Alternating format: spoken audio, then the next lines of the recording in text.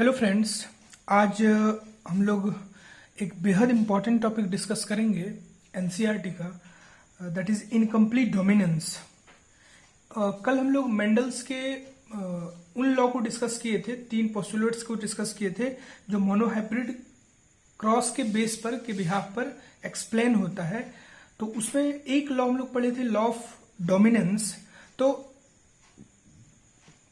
जो हमने law of dominance पढ़ा था, उस लॉ ऑफ डोमिनेंस में हमने कहा था कि ये यूनिवर्सल नहीं है, और उस लॉ ऑफ डोमिनेंस का जो फर्स्ट एक्सेप्शन आता था वो आता था इनकम्प्लीट डोमिनेंस।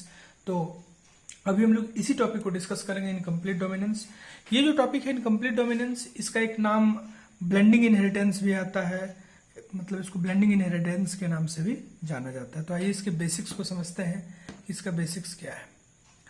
तो एक्चुअली में क्या होता है, आप इस चीज को समझिए कि अभी तक हम लोग जो पढ़े एलील, जैसे हम लोग पढ़े ना एलील, तो ये जो भी एलील है ये होमोलोगस क्रोमोसोम पर प्रेजेंट होगा। बिल्कुल सही बात है, होमोलोगस क्रोमोसोम पर प्रेजेंट होगा। और जैसे मान लीजिए सपोज हाइट है, तो हाइट के लिए दो एलील डिफाइंड है, कौन कौन? एक कैपिटल टी, एक स्मॉल टी। एक कैपिटल टी और एक स्मॉल टी, ये होमोलोगस क्रोमोसोम पर प्रेजेंट होगा। लॉ ऑफ डोमिनेंस में हम लोग क्या देखते थे कि अब ये जो कैपिटल टी स्मॉल टी, इसका कॉम्बिनेशन कैसे कैसे हो सकता है? या तो कैपिटल टी, या तो कैपिटल टी स्मॉल टी, या तो स्मॉल टी। ये दोनों होमोजाइगस कंडीशन होता था, ये हेटेरोजाइगस कंडीशन होता था। तो पूरी जो जितनी भी समस्या है वो कैपिटल टी स्मॉल टी को लेके है, मतलब हेटेरोजाइगस कंडीशन को लेके है। तो इनकम्प्लीट डोमिनेंस के केस में हम लोग के साथ क्या हुआ करता था या होता है, डोमिनेंस के केस में हम लोग के साथ क्या होता है कि जो कैपिटल टी स्मॉल टी है, इसमें जो कैपिटल टी है, जो डोमिनेट जीन है, वो पूरी तरह से रेसेसिव जीन को डोमिनेट कर जाता है। मतलब ये जो कैपिटल टी है, इसका कैरेक्टर इस रेसेसिव के कैरेक्टर को पूरी तरह सप्रेस कर देता है, उसका मैनिफेस्टेशन होने ही नहीं देता, उसकी अभिव्यक्ति हो ही नहीं पाती है। ये था हमारा लॉ ऑफ डोमिनेंस। लेकिन इनकम्प्लीट डोमिनेंस में खेल पूरी तरह से बदल जाता है, यहां कुछ और ही हो जाता है। बस इसी को हम लोग डिस्कस करेंगे और इसके बेसिक्स को समझते हैं। तो सबसे पहली बात आती है कि इनकम्प्लीट डोमिनेंस का जो केस दिखा वो कहां दिखा। तो इनकम्प्लीट डोमिनेंस का केस दिखा, आप अगर हम एनसीईआरटी की बात करें तो इसमें एक एग्जांपल दिया है, एंटीरिनियम स्पीसीज स्नैपड्रैगन जिसको हम लोग बोलते हैं, इन केस ऑफ डॉग फ्लावर। आपको नाम याद रखना है, इन केस ऑफ डॉग फ्लावर के केस में ये मतलब ये कंडीशन, एक एक्सेप्शनल कंडीशन हम लोग को दिखा। वो कंडीशन क्या था मैं आपको एक्सप्लेन करता हूं, ध्यान से सुनिए। ये कंडीशन कुछ ऐसे है कि जैसे मान लीजिए कलर है, तो कलर जैसे मान लीजिए रेड कलर है, तो रेड कलर का कंडीशन अगर हम होमोजाइगस के लिए देखें तो कैपिटल आर होगा, और व्हाइट को मान लेते हैं रेसेसिव है तो स्मॉल आर होगा, अगर हम होमोजाइगस कंडीशन की बात करते हैं। तो इन दोनों को क्रॉस कराते हैं, इन दोनों को क्रॉस कराए तो क्या हुआ, capital R cross small r. हम लोग अच्छे से गेमिट बनाने के बेसिक आइडिया को जानते हैं कि कैपिटल आर सेम है तो इससे एक गेमिट आया, स्मॉल आर से एक आया। तो इन दोनों का जो कैरेक्टर है क्या है, कैपिटल आर स्मॉल आर आया। अभी तक लॉ ऑफ डोमिनेंस के बेस पर अगर ये रेड है तो इसको भी होना क्या चाहिए था, रेड, क्योंकि हम लोग क्या पढ़े कि जो डोमिनेंट एलील होगा वो रेसेसिव को पूरी तरह से क्या कर देगा, सप्रेस कर देगा, उसको ओवरशूट कर जाएगा।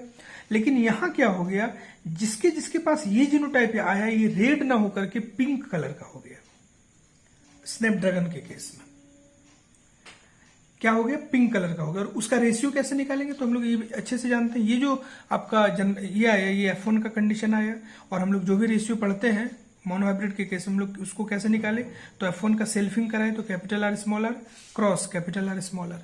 यहाँ से गेमिट बनाने जानते हैं, दो अलग अलग है तो एक स्मॉल आर आएगा, एक कैपिटल आर एक स्मॉल आर। यहाँ से क्रॉस करेंगे तो ये इसके साथ कैपिटल आर, ये कैपिटल आर स्मॉल आर, ये भी स्मॉल आर कैपिटल आर, मतलब वही बात है, कैपिटल आर स्मॉल आर, और ये फाइनली स्मॉल आर। यहां फिर हम लोग को कोई दिक्कत नहीं है क्योंकि ये तो कंप्लीट रेड होगा, this is what complete red, and this is what complete white. But ये जो कंडीशन है कैपिटल आर स्मॉल आर का, ये इसको होना तो रेड चाहिए था लॉ ऑफ डोमिनेंस के हिसाब से, लेकिन ये रेड नहीं रहा, ये पिंक हो गया। मतलब क्या हुआ, इस पूरे कंडीशन में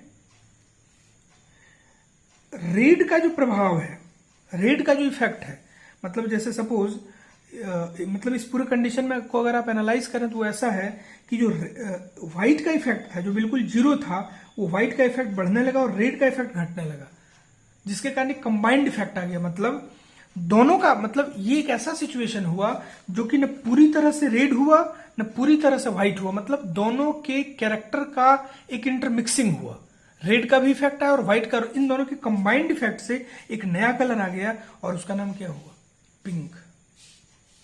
अब हमको बताइए इस कंडीशन में जो फिनोटिपिक रेशियो हुआ ये क्या आया, 1:2:1। क्यों? क्योंकि एक कलर रेड हुआ, एक व्हाइट हुआ, तो 1:1, और दो पिंक हो गया, इसलिए 1:1, 1:2:1। जीनोटिपिक रेशियो, अभी भी जीनोटिपिक रेशियो क्या होगा, ये दोनों जीनोटाइप एक जैसा है, ये अलग ये अलग, तो वही 1:2:1। इसका मतलब जीनोटिपिक रेशियो सेम रहा, लेकिन फिनोटिपिक रेशियो इस कंडीशन में क्या हुआ, बदल गया। अब आप इस चीज को समझिए, एक्सेप्शन कैसे है। आप इस चीज को याद रखिए कि जब भी मेंडल की बात होगी और मेंडल के मोनोहाइब्रिड क्रॉस की बात होगी तो F2 जनरेशन में फिनोटिपिक रेशियो को हर हाल में क्या होना चाहिए, 3:1 होना चाहिए। अगर ये रेशियो 3:1 नहीं है, इसका मतलब ये मेंडल के लॉ को फॉलो नहीं कर रहा है। और इनकम्प्लीट डोमिनेंस के केस में हम लोग क्या देख रहे हैं कि F2 जनरेशन में फिनोटिपिक रेशियो 3:1 ना होकर के 1:2:1 है। इसका मतलब ये मेंडल के मोनोहाइब्रिड क्रॉस का जो रिजल्ट है 3:1 उसको फॉलो नहीं कर रहा है। और अगर इस रिजल्ट को ये फॉलो नहीं कर रहा है, इसका मतलब यहां पर मेंडल का जो लॉ ऑफ डोमिनेंस है वो क्या हुआ, फेल कर गया। और ये कहां पर दिखा, तो in condition of snapdragon dog flower, और ये एक्चुअली में एंटीरिनियम स्पीसीज है। ये बात आप लोग को अच्छे से याद रखना है। एनसीईआरटी में मैं आपको इसका फिगर दिखलाता हूं, आप अच्छे से ध्यान से देखिए। ये सबसे पहले तो ये स्नैपड्रैगन फ्लावर है, कलर आप देख रहे हैं, कुछ पूरा रेड है, कुछ व्हाइट है, और जो बीच में ये है ये पिंकिश है, पिंक कलर का है।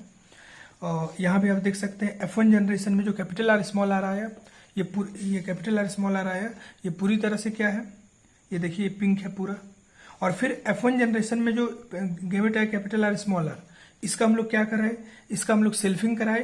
तो सेल्फिंग करने के बाद जो रेशियो है ये आपके सामने है, इसको हम लोग अच्छे से डिस्कस कर चुके हैं। फिनोटिपिक रेशियो 1:2:1 डिस्कस कर लिए, जेनोटिपिक रेशियो भी 1:2:1 होगा।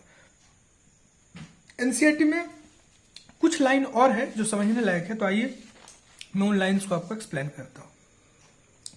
सबसे पहली बात, एनसीईआरटी एक दो वर्ड यूज किया है जो कि बेहद इंपॉर्टेंट है, इस चीज को समझिए कि in a diploid organism there are two copy. In a diploid organism, NCERT बोलता है कि in a diploid organism there are two copy of each gene that is as a pair of allele. ये बात बिल्कुल सही है। These allele need not be identical as in case of heterozygote. बिल्कुल सही है भाई, कोई भी जैसे जीन है तो इस जीन का क्या है, दो कॉपी है, क्या है, दो। और ये दो कॉपी किसके फॉर्म में, एलील के फॉर्म में, जैसे कैपिटल टी स्मॉल टी। और ये जो दो कॉपी है हमेशा आइडेंटिकल नहीं होगा, बिल्कुल नहीं होगा। अगर हेट्रोजाइगस कंडीशन है तो क्या capital T small T identical नहीं है, लेकिन अगर यही होमोजाइगस होता तो आइडेंटिकल होता, capital T small T identical होता। तो ये लाइन बहुत इंपॉर्टेंट है, इस चीज को आप समझिएगा। उसके बाद दूसरा एक पूरा पैराग्राफ है इस लाइन, ये बहुत इंपॉर्टेंट पैराग्राफ है, आप फोकस करिए। ये पैराग्राफ, ये इस पैराग्राफ पर आप फोकस करिए, मैं आपको बताता हूं। ये पैराग्राफ फोकस करने लायक है। कैसे? Every gene as you know by now contain the information to express a particular trait. In diploid organism, there are two copies of each gene as a pair of allele. Now, these two alleles need not always be identical as in case of heterozygous.